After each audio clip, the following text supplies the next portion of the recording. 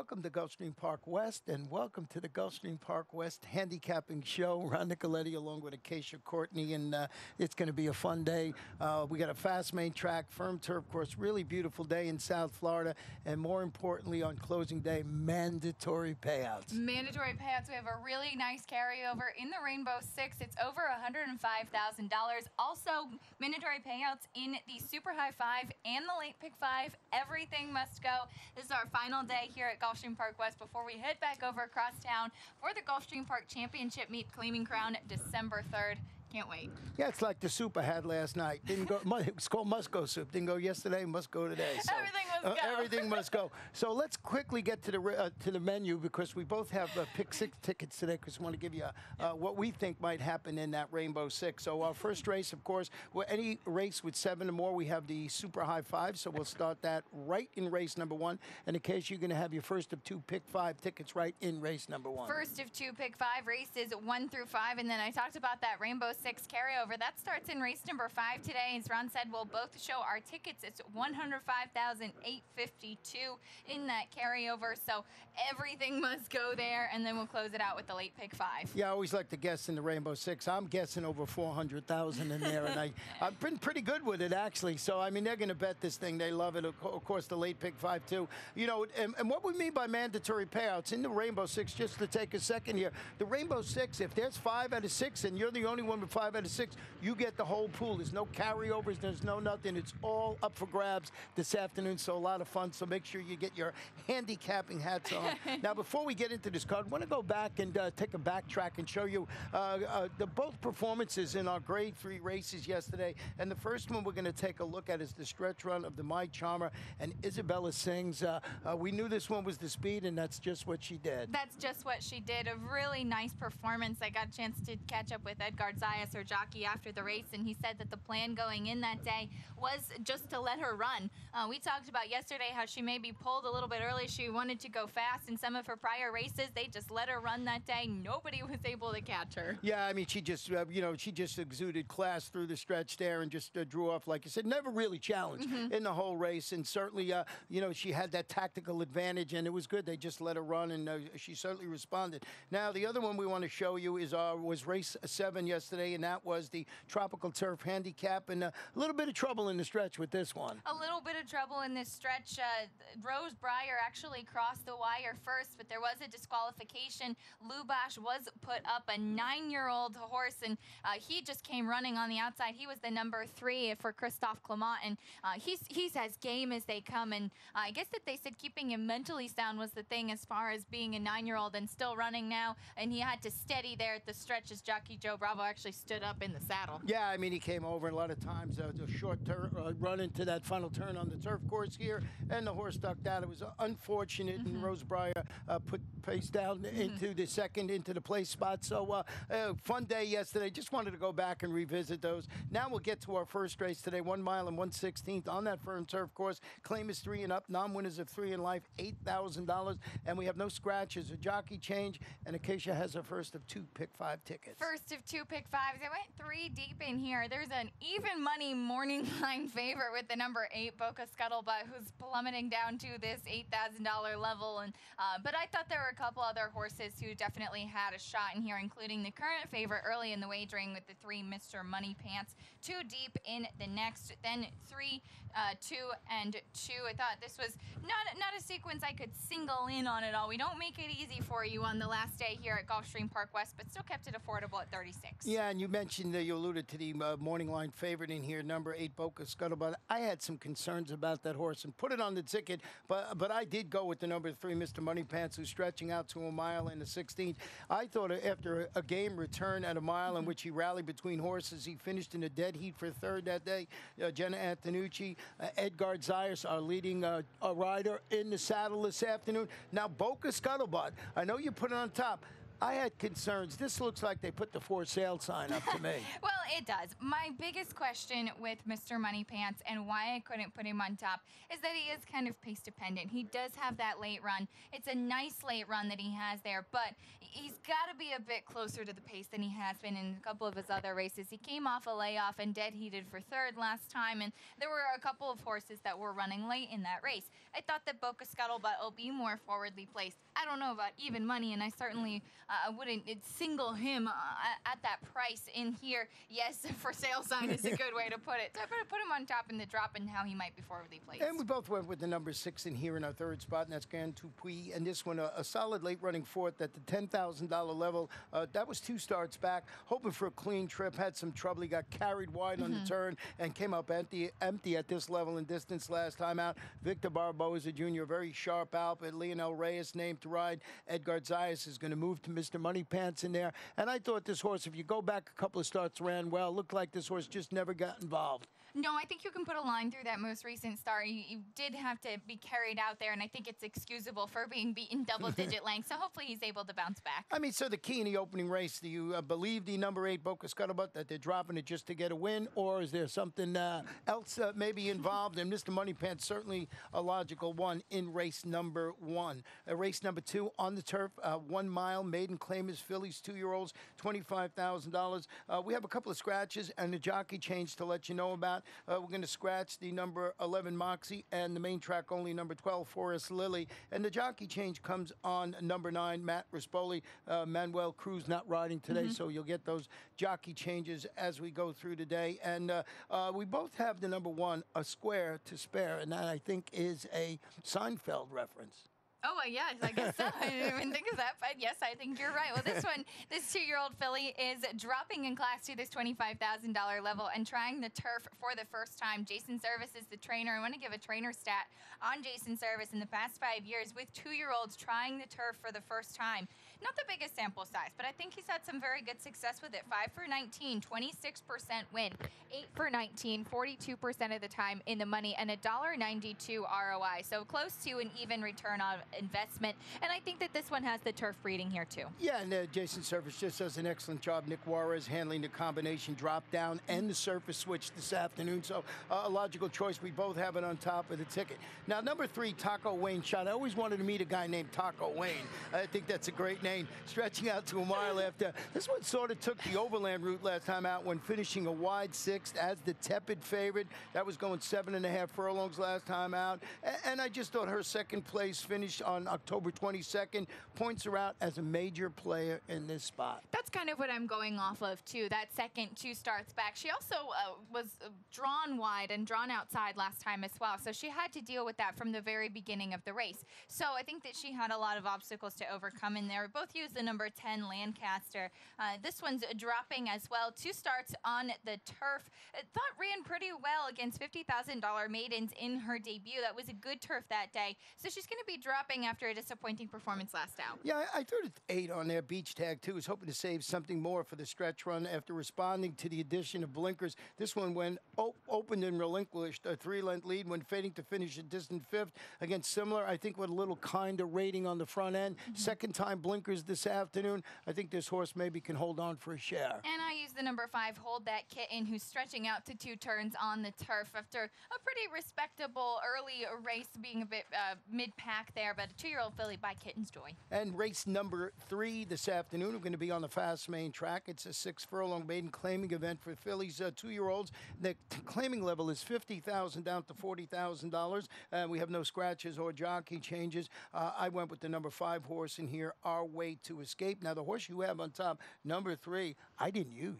Well, this one, number 3, Debbie's Cute Ghost, is one of 2 in here for Steve Dwoskin. He also has the number 2, Working Carol K, who we both did use towards the bottom of our tickets. But I thought that Debbie's Cute Ghost on the drop is really eligible to improve. And this one, she is also trying the dirt for the first time. I know it's a lot of questions, but she's dropping from special weight to claiming for the first time.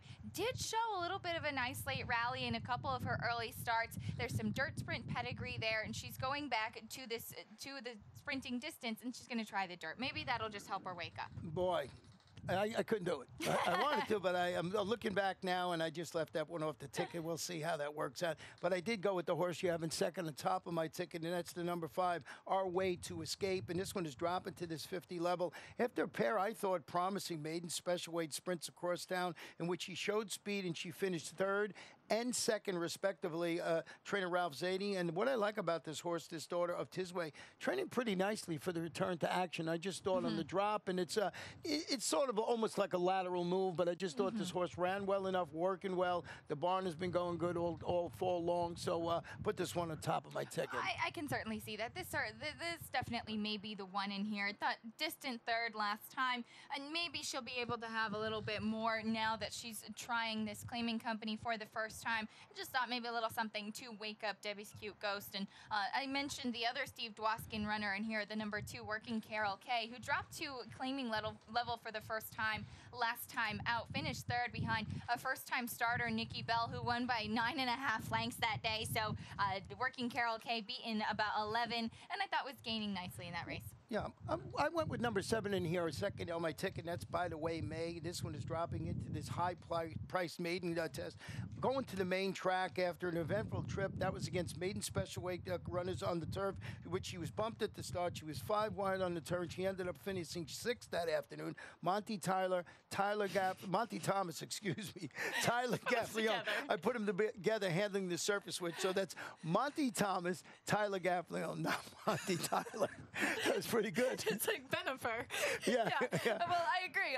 This one is doing the same thing. Debbie's Cute Ghost is trying the main track for the first time and trying claiming for the first time. Might be all that she needs to wake up. Maybe if they win, we'll call them that from now on. If they team up and win together. So race number 3. Lots of fun like we're having up here this afternoon on closing day. I think we finally went over the limit here. It was a little goofy today.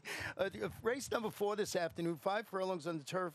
These are maiden claiming fillies, 2-year-olds, $16,000. Boy, a full field of 12 runners are going to go to the post in here. And we both went with the number 5, Testaruda, on top of our ticket. Well, I like the experience for this one, especially the last 2 races, 2 good seconds, and those were both on the turf. So she's trying to take that next step and get a win on the turf here. I want to go back and show that most recent start. This was on November 16th. She was the number 11 that day, so she was drawn outside, had to be hustled up early, and I think that was one of the things she does. She is normally a forwardly placed, but I think being drawn so far outside, she had to be hustled early, and then she got parked wide a bit as they were coming around the final turn. Beaten just a length that day, and I thought it was a really solid performance, and she dropped back a bit and then came running again, re-rallied to get that second. Yeah, I totally agree with you. I just thought she had, she ran farther than anybody else in the race, and breaking from that outside post, which was post 10 that afternoon. She was the 11th, but it was post 10. But still a fantastic performance in there.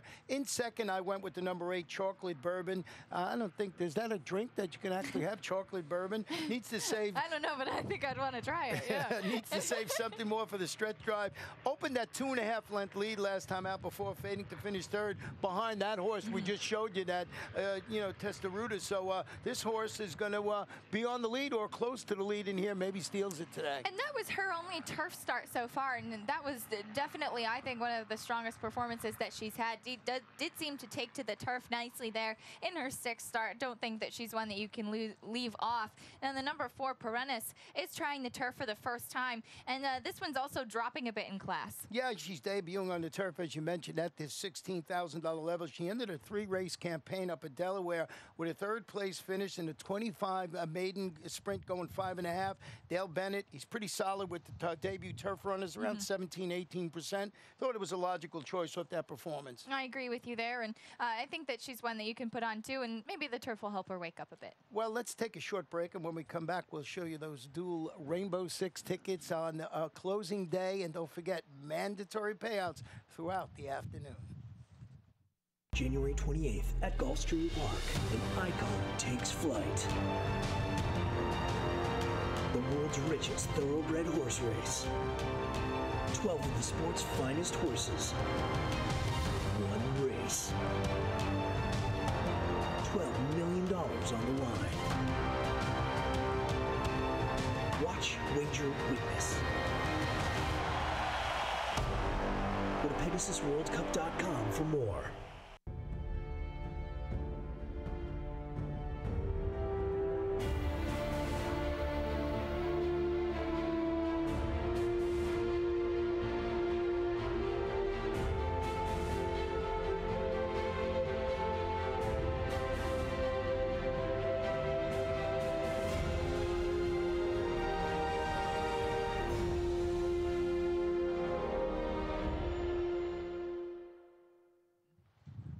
welcome back to Gulfstream Park West and the Gulfstream Park West Handicapping Show. And fifth race, 1 mile on the turf, maiden claiming 2-year-olds, $25,000. Scratch the number 9, ABG Mostro. And we have dual Rainbow Six tickets. Why? Today, because we have a mandatory payout in the Rainbow Six. I'm guessing over $400,000 is my guess. Let's show you our tickets here. Well, you see, Ronnie did actually find a single. I didn't single in here. I thought that the Rainbow Six sequence was pretty tougher. I did go a little bit heavier towards the bottom. The last race on the card for me was going to be the toughest one. To go a little bit lighter in this first couple of races. One horse that I did use in the top, I think Chasing the Stars, definitely the one in this fifth race. Yeah, and you see that single I got in race number 9 incensed. I've just been enamored with the way that horse has been running all over the country. Seems to bring its race with it, no matter what track. So we'll see how that one plays out. Mine's $64.80. Acacia's $57.60. And these are good guides for you guys to look at and maybe, you know, work, add some, take some out from our ticket and put one together. And don't forget, mandatory payout. No matter what happens today, whoever has the most gets the most money. That's it. Everything must go, as we keep saying. And let's dive into this fifth race. Yeah, Chasing the Stars is stretching out to a mile after responding in the first ever route race on the turf with a second place finish against this level of competition. Was going 7.5 furlongs. It was a good performance, and I thought this one was a logical choice to be on top of my ticket. I agree with you. I think that this is going to be the logical horse. Certainly did seem to like that 2 turns on the turf last time. Finished a good second. Had to be a bit wide towards the end, so I would have liked to see a little bit more in the stretch one, but I think that this one can certainly improve after now having that 2-turn race under his belt. And here's Monty Tyler again. Monty Tyler and Tyler Gaffleone. But I did like the number 3, Arpanella, who's coming back as a first-time gelding now. They tried to run him on the turf last time and ended up, it was a sloppy track taken off of the turf. His first 2 races, his only 2 races, have been on sloppy tracks. He doesn't seem to like the wet track at all. That was also Special Weight Company. Dropping now to this $25,000 level, $130,000 son of More Than Ready. I really think this one's going to take to the turf. Yeah, it's got the breeding, certainly. I passed. I want to see one. I didn't like the races on the off track, so I'm going to watch here, and that's one of the beauties of seeing both our tickets here, because, you know, you might say, well, I'm adding in a 3, and others might say you're not. Right. The horse I had some interest in was on the outside, and that's the 12, and that's Good Luck Justice, who goes from the outside post today, stretching out to a mile after rallying to finish 4th in consecutive turf outings, going 7.5 furlongs. It's a son of Mizzen Mast, and I think he carves out the positive outside trip this afternoon. I just like him. I think, you know, he's got to deal with that outside post, but I think he's a horse that, with a little bit of luck as far as the pace scenario goes, he could be a bit of an upset. And I don't know what he is on the morning line. 10 to 1. 10 to 1 on the morning line. 10 to 1. I agree with you. I think that he had a couple of strong races in his last 2, and I wonder if maybe this one will be compromised a bit by the outside post there. So I left him off. I wouldn't be surprised. You never know from the Steve Dwoskin barn with Luca Panici in the saddle. But the number 10, Lord Ruler, did look like a must-use in here. Finished 3rd in his debut, going 7.5 on the turf against $20,000 maidens. I think it's a pretty lateral move in here, but I thought it was a solid performance. Yeah, and playing devil's advocate with that horse, I used it on my ticket with 34 to 1 last time out. So you're going to have to take a considerably lower odds this afternoon, but certainly fits in this mix here. So I didn't use the 3. Do I go back? Maybe I got to check that again. We'll see how that works out. First on the turf with good breeding. Now, race number 6 this afternoon kicks off our late pick 5. It's a 1 mile and 1/16 claiming event for 3-year-olds and up. We do have a jockey change on the number 3, make the rider Luis Castillo, and this is where we have our final pick 5 of the Gulfstream Park West meeting. Well, we'll show you my pick 5 ticket. I did go 3 deep in here to start it off. If you remember, in the second leg of my Rainbow Six, I did go 3 deep as well. The number 5, Bama Bound, is bound to take a lot of money in here. First off the claim, like that Paco Lopez stays, but I couldn't leave off Toe's Gray Cat, who I've kind of called the king of the 62.50 claiming level, and also used Sir Sparky, then 2 deep in the next 3 legs. And I mentioned I thought that 10th race was pretty tough. Yeah, and you know, and this race here, I agree with the 5 Bomber Bound. And one thing I want to mention, too, if you our Rainbow 6 tickets, if you want to check them out, they're on our Twitter account and everything like that. You can check them out a little later on. Now, getting back to this race, Bomber Bound moved to the Angel Quiroz Bond after that claim stretched out to its most accomplished distance. So right away, that piques my interest. 5 races at this distance with 3 wins. After debuting locally and finishing a well-meant second going a mile, the new connections today, they keep the status quo. They got Paco Lopez in the saddle. So lots to like about the number 5 at this mile in the 16th distance. Was a little disappointed by the distance second last time after showing the speed as the favorite here. But this one had put 3 wins together in a row at Monmouth. So maybe just the first race in Florida of the season, and that was the switch up that kind of threw him off. But he does have that early speed, and as you said, like that Paco stays. I alluded to Toes Gray Cat earlier, who tried some allowance company last time and finished an okay 5th, but he was running pretty solidly prior to that. He's going to be running late. I think there's a couple other horses that have the potential to be forwardly placed along with Bama Bound, and might set up for Toes Gray Cat to come running. Yeah, he broke from the inside last time out. He ended turning for home 5 wide, so he was over the track. He was trying to find a good spot. You know, he's getting a little bit of that class relief. That was an $8,000 starter allowance last time out. At this distance, he's a 6-time winner at a mile in the 16th, and as you mentioned, always a hard-knocking campaigner at this claiming level of $6,250. I went with the 4 and 3rd, and that's his time is now. This one's going back to the main track after a failed turf experiment is the best way to say it, in which he was eased and walked off. But the look at his past performances, he runs well on the main track. A lot of times they say, hey, let's try the turf. It didn't work out. I'm giving this horse a shot to maybe wake up at a price this afternoon. And he does have a couple of wins, 3 wins to be exact at this mile in a 16th distance. I wanted to watch one after being walked off last time, but I thought that Sir Sparky is coming in very good form as well. Even the races in his past few that he's been off the board, he hasn't been beaten by big margins at all, and so I think that he's coming in pretty strong form. Yeah, I mean, a horse that you have to use on your ticket. Didn't go that deep with my Rainbow 6, but we'll see how that works out. Now, race 7 this afternoon is a 1-mile turf event. Fillies and mares, 3-year-olds and up, $8,000. And as we mentioned throughout the afternoon on closing day, it's not going to be easy because you have another full field of 12 runners in this turf race, and interested to see how you went in here. Well, I did go to the 2 horses that are, I'm calling it kind of a rematch between Rara and Cowboys Princess, and I want to go back and show that most recent race. I thought if you like one, you have to like the other, and they were separated by just a nose last time. This was on November 2nd. Cowboys Princess was the number 4 that day, and Rara was the number 3. Cowboys Princess broke sharply, had the speed in there, and Rara sat kind of closely in the second flight behind. Cowboys Princess was alone on the front end, and then they made a move going towards the finale of the race. It looked like they actually kind of went back and forth a little bit between the 2 of them. I thought both were ultra game. Cowboys Princess managed to hold on and get the win by a nose. They even had another runner, the 3rd place finisher, Sakar, coming on the outside towards them.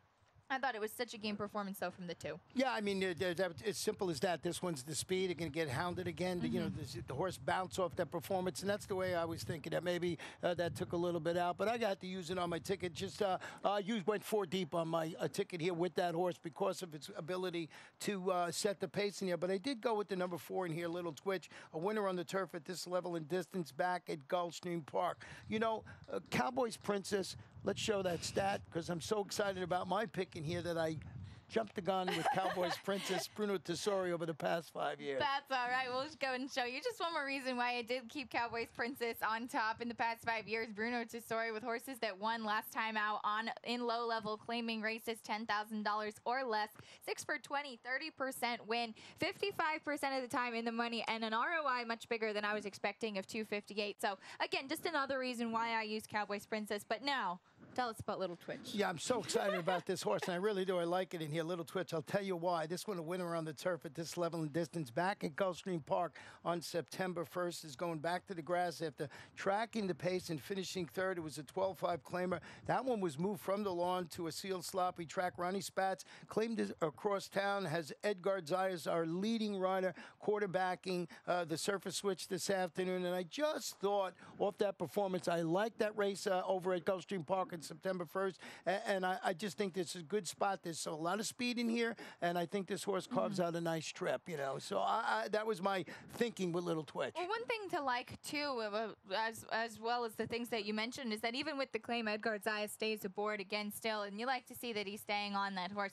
I did use the number 8 With a Kiss, who's dropping from Optional Claiming Company. Ran against 12,000 optional claimers on the turf in her last 2. And if you go a little bit back, she won nicely against 12-5 condition claimers, so tougher than she's going to be facing today. I think she's got some back class coming into this race, and she actually ran pretty solidly, a good 4th beat in just about 3.5 lengths against those optional claiming types. Lane Leslie stays aboard. And, you know, Tamara Levy trains the number 5 Rara, and she's also got the number 9 in here reining in, and this one is a consistent sort who just can't seem to close the deal since defeating $10,000 claimers. That was back on the Gulfstream Park turf. It was in June. You know, 15 starts to 1 win, 2 seconds, 2/3. It's a hard-knocking mare, and the reason I want to mention this horse, you got to use this horse on the Superfecta ticket. There's a lot of different wages we're offering today, and I think this one, you got to put it somewhere on the ticket in there. I don't know what it is on the morning line, 12 to 1 on the morning line. Never runs a bad race. No, that's true. That's true. Has been running very solidly, and I wish that I could have picked 6 horses in this race on my Rainbow Six ticket. Well, 8th race this afternoon, 7 furlongs, maiden claim is 2-year-olds, $12,500.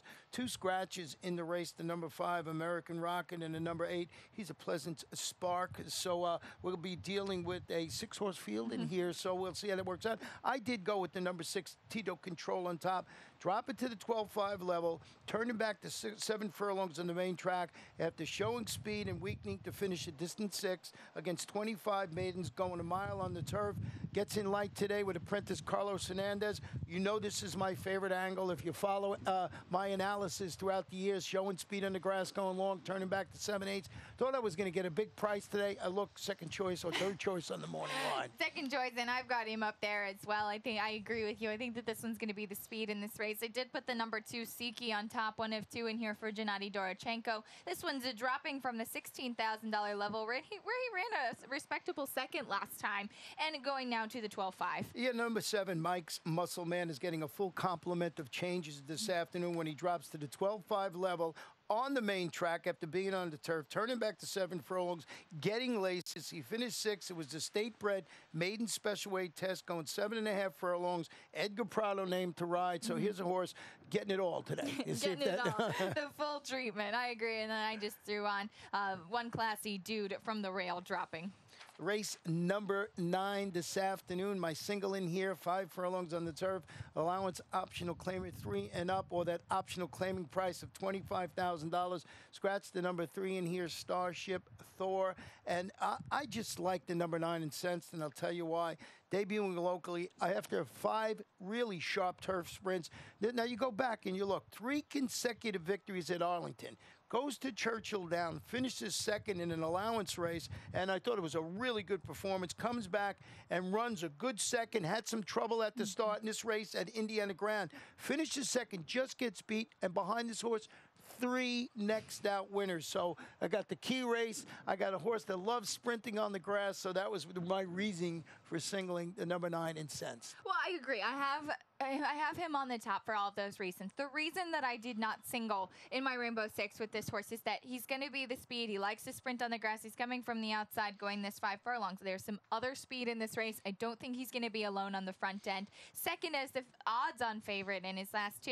And it looks like the break is actually the problem. Once he gets out, he shows a lot more speed, but he squeezed at the start, bumped at the start. It's a pretty common comment for him in there. But I had him on top. I did use the number 7, Our Independence, who gets Tyler Gaffleone aboard today. Won at this level in distance last time by nearly 3 lengths that day. I thought off of that performance, couldn't leave this one off, and he could sit a nice stalking trip. Yeah, and I think that's the pace scenario today is similar to the one that afforded him the victory last time out. So number 7, Our Independence, I think a major player in here. Now the number 6 horse, Padilla, should be primed and ready to offer more after failing to uncork its patented late run. But that was a first race back from about a 10-month layoff.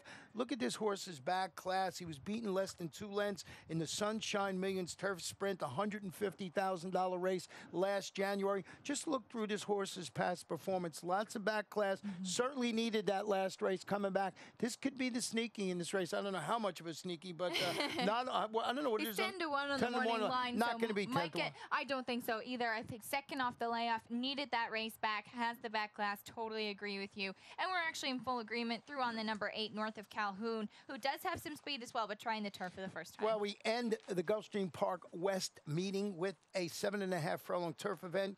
Claim his fillies and mares 3 and up, $10,000. Scratch the 1 song memory jockey on the 8, Marcos Meneses, and also scratch on the also eligible list, number 14 and number 16, I believe it is. Yeah, number 16 in there. So when you get the changes from Chris, see if those 2 horses are still in. They were when we were on talking about the 2 also eligibles. I went with the 3 Perfectress on top. I went with the number 12, Matchbook Lily, but I did throw on the number 3 Perfectress. I think this horse has been in very good form, especially off of that good second, beaten just 3 lengths last out. Yeah, you know, and I just thought that we both threw the 9 on as Miss BVI has been knocking on the door in 4 consecutive races at this level and definitely merits a spot on the ticket, on the closing super high 5 ticket. For sure, this race, when you mentioned your Rainbow 6, wide open affair. Wide open. Miss BVI is 0 for 12 and Melodica 0 for 10, but I think that both of those have a chance that this might be the day. Yeah. Good luck, everybody. We'll be back in just a couple of moments after Chris updates you on all the scratches and jockey changes. Don't forget about mandatory payout. Thanks for joining us this season at Gulfstream Park West.